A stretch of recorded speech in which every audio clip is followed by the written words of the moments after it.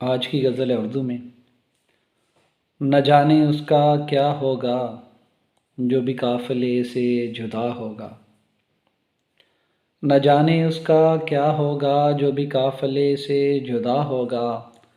نئے رستے نئی منزل سب کا ہے مقدر۔ جو عشق میں بھٹکے اس کا کیا ہوگا۔ جلنا ہے بس اس کا مقدر۔ جسم جو بھی موم کا بنا ہوگا۔ کہہ دوں گا ساری باتیں جو ہیں میرے من میں۔ کہہ دوں گا ساری باتیں جو ہیں میرے من میں۔ اس بار جو ان سے ملنا ہوگا۔ پل دو پل کو ملنا اور ڈھیر ساری باتیں۔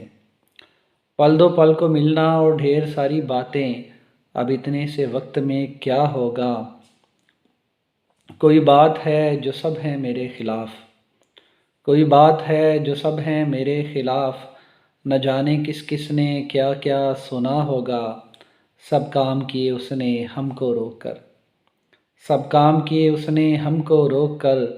کہ تم نے کیے تو گناہ ہوگا۔ وہ اپنی بات پہ قائم میں بھی حق پہ شاہد۔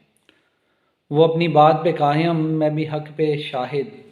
نہ جانے کس کی جانب اب خدا ہوگا۔